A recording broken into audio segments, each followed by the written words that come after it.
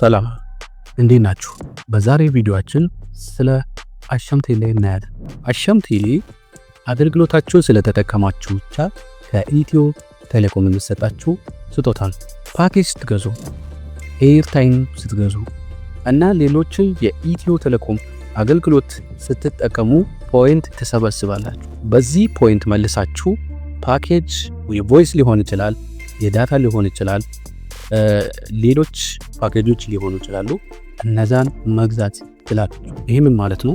የባንክ አገልግሎት ስትጠቀሙ ብር ዲፖዚት ካረጋችሁ በኋላ ወይም ገንዘባችሁን ዲፖዚት ካረጋችሁ በኋላ ኢንተረስት ታገኛላችሁ። አሻም ቴሌ ደግሞ ኢትዮ ቴሌኮም አገልግሎት ስትጠቀሙ የምታገኙት ኢንተረስት ማለት ትችላላችሁ። በዚህ ኢንተረስት የፈለጋችሁትን ማለት ትችላላችሁ።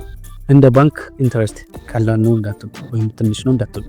እኔ ብዙ ፖይንት ሰብስቤያለሁ። በዚህ ፖይንት ለ2 ወር ለ3 ወር ያለ ምንም ፓኬጅ ያለ ኤርታይም መግዛት የምጠቀመው ፖይንት ነው። ብዙ ፖይንት ስላጠራቀምኩ ማለት ነው። ስለዚህ በዚህ ቪዲዮ መሳያችሁ አሻም ቴሌ አገልግሎትን እንዴት ሬጅስተር ታደርጋላችሁ ወይም ደግሞ እንዴት ትመዘገባላችሁ፣ ፖይንት ከሰበሰባችሁ በኋላ ደግሞ እንዴት በዚህ ፖይንት ተጠቅማችሁ ፓኬጅ መግዛት ስላላችሁ፣ እንዴት ፖይንቱን ወደ ቮይስ፣ ፖይንቱን ወደ ዳታ፣ ፖይንቱን ወደ ሌሎች ፓኬጅ አይነቶች ትቀይራላችሁ የሚሉት ነገሮችን እናያለን። ከመጨረሻ ቪዲዮን መከታተል እንዳትረሱ። ይሄ በጣም ጠቃሚ ነገር ነው። ኤቭሪ ቴሌኮም ዩዘር መጠቀም የሚችል ነው። ምንም አይነት ክፍያ የምትከፍሉት እናንተ የምታወጡት ነገር የለም። ጀስት የእነሱን አገልግሎት ስትጠቀሙ የምታገኙት ጥቅም ብቻ ነው። ስለዚህ እስከ መጨረሻ ቪዲዮን ተከታተሉ። ላይክ ማድረግ ደግሞ እንዳትረሱ። ሀሳባችሁን አስተያየታችሁን ጻፉልኝ። ለዚህ ቻናል ደግሞ አዲስ ከሆናችሁ ሰብስክራይብ አድርጉ። ወደ ቪዲዮ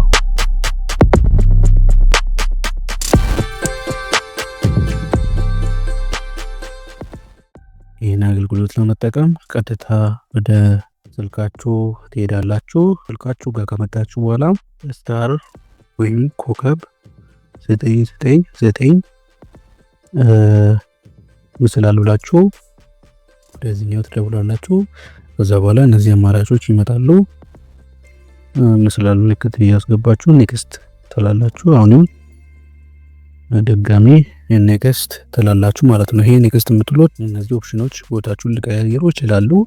እዚህ ጋር 16ኛ ኦፕሽን ላይ አሻም ቴሌ የሚል ኦፕሽን ይኖራል። እናንተ ጋር 15ም ሊሆን ይችላል 17ም ሊሆን ስለሚችል በዚህ ኔክስት ፕሪቪየስ እያደረጋችሁ ኦፕሽኑን እስከምታገኙ ትሄዳላችሁ ማለት ነው። አሻም ቴሌ የሚል ኦፕሽን እስከምታገኙ ትሄዳላችሁ ማለት ነው። ከዛ በኋላ እኔ 16ኛውን ክሊክ አደረኩ። ከዛ በኋላ አሻም ቴሌ ውስጥ ከገባችሁ በኋላ ሬጅስትሬሽን አንደኛ ምርጫ ነው። ፖይንት ሪዲም፣ ኩዌሪ ፖይንት እንደ ሜምበር ሌቨል፣ ከዛ ኩዌሪ ሪሜይኒንግ ፍሪ ሪሶርስ የሚል አለ።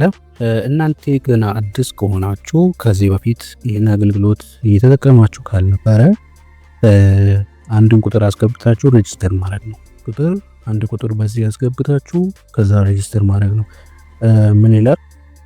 this service number has been already registered ይላል። እኔ ኦልሬዲ ሬጅስተር ስላደረኩ ነው ማለት ነው። ከዚህ በፊት እየተጠቀምኩ ስለሆነ ነው አገልግሎቱን። እናንተ ከዚህ በፊት ይሄን አገልግሎት እየተጠቀማችሁ ካልሆነ ሬጅስተር ስታደርጉ ኦልሬዲ ሬጅስተር እንደሆናችሁ ነው የሚያሳውቃችሁ ማለት ነው። ቀጣይ ደግሞ ምን እናያለን? አሁን ያለኝን ባላንስ ላሳያችሁ። ደግመን በዚህ ኮድ ደውላለን። ከዛ በኋላ ኔክስት ያደረኩ አሻም ቴሌ ጋር እስከሚደርስ ማለት ነው። አሻም ቴሌ ጋር እንደደረስኩ ከዛ ፖይንት ሪዲም አለ። ኩዌሪ ፖይንት እንደ ሜምበር ሌቨል 3 ቁጥር ላይ ምን ታደርጋላችሁ? ፖይንቱን አሻም ቴሌ ሜምበር ሌቨል ኢስ ሮያል ቤዚክ ነው። ከዛ ስንት ፖይንት አለኝ? 87708 በጣም ትልቅ ፖይንት ነው ማለት ነው። አንድ ደቂቃ ለመግዛት ስንት ፖይንት ማውጣት እንዳለባችሁ ወይም በስንት ፖይንት ነው ስንት ሜጋባይት የምትገዙት ዳታ ትገዙ የሚሉትን ነገሮች ደግሞ ላሳያችሁ። ለምሳሌ እዚች ጋር ፖይንት ሪዲም የምትለውን ሁለተኛ ላይ ፖይንት ሪዲም የምትለውን እንዴት ያስገባላችሁ። ከዛ እሱ አማራጭ ከመጣ በኋላ ሁለተኛ አንደኛ ፓኬጅ ሪዲም የሚል አለ። ሁለተኛ ላይ መልቲፕል ሪዲም የሚል አለ። አሁን እዚህ ጋር አንድ ሚኒት ለመግዛት 20 ፖይንት ማለት ነው። አንድ ሚኒት ለመግዛት 1 ደቂቃ ለመግዛት 20 ፖይንት ብቻ ነው የምታወጡት ማለት ነው። በ10 ፖይንት ደግሞ 1 ሜጋባይት ትገዛላችሁ። በ5 ፖይንት አንድ ኤስኤምኤስ ትገዛላችሁ። ከፈለጋችሁ ኤር ታይም ከፈለጋችሁ 35 ፖይንት ማለት ስንት ብር ነው? 1 ብር ማለት ነው። 35ቱ 1 ብር ከሆነ 87,000 ወይ ስንት እንደሆነ ካልኩሌት አድርጎ በጣም ትልቅ እንደሆነ ማለት ነው። ለዛ ነው እንድትጠቀሙ ይህን ቪዲዮ የሰራሁላችሁ። ለምን ሁሉም ሰው እየጠቀመ አይደለም። አብዛኛው ሰው አሁን ዝም ብዬ ፓኬጅ እየገዛው ላሳያችሁ። ባክ ላርግና ባክ አርኩ በኋላ ፓኬጅ ሪዲም የሚለውን ገዛለው። ዴይሊ፣ ዊክሊ፣ መንዝሊ። ለምሳሌ እኔ ዝም ብዬ እስቲ ዊክሊ ልግዛ ለእናንተ ለማሳየት። ኦልሬዲ ያለኝ ግን ለማሳየት ልግዛ። አሁን እዚች ጋር ዊክሊ በ1100 ፖይንት 500 ሜጋባይት መግዛት እችላለሁ። በ1970 ፖይንት 1 ጂቢ መግዛት እችላለሁ። በ1000 ፖይንት 110 ሚኒት መግዛት እችላለሁ። እኔ ስንት ፖይንት አለኝ? ወደ 87 ፖይንት አለ። 87,000 ፖይንት አለኝ። በ87,000 ፖይንት ስንት ሚኒት መግዛት እንደምችል እናንተ ካልኩሌት አሉ። እኔ አሁን ዝም ብዬ እስቲ 3 ላድርግና ሚኒት ልግዛ፣ ወይም ደግሞ እስቲ ሁለተኛ ልግዛ። 1970 አይደለ? 1 ጂቢ ልግዛ። በነፃ ስለሆነ በነፃ ነው፣ በኢንተረስት ገባችሁ? ስለዚህ ሁለተኛውን ኮንፊርም you have successfully redeemed ይላል።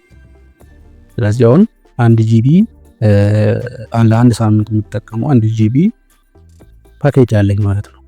1 ጂቢ ዳታ ፓኬጅ አለኝ ማለት ነው። በሜሴጅ ያው ፓኬጅ ሲገዙ በሜሴጅ እንደሚያሳውቀው እዚህ ጋር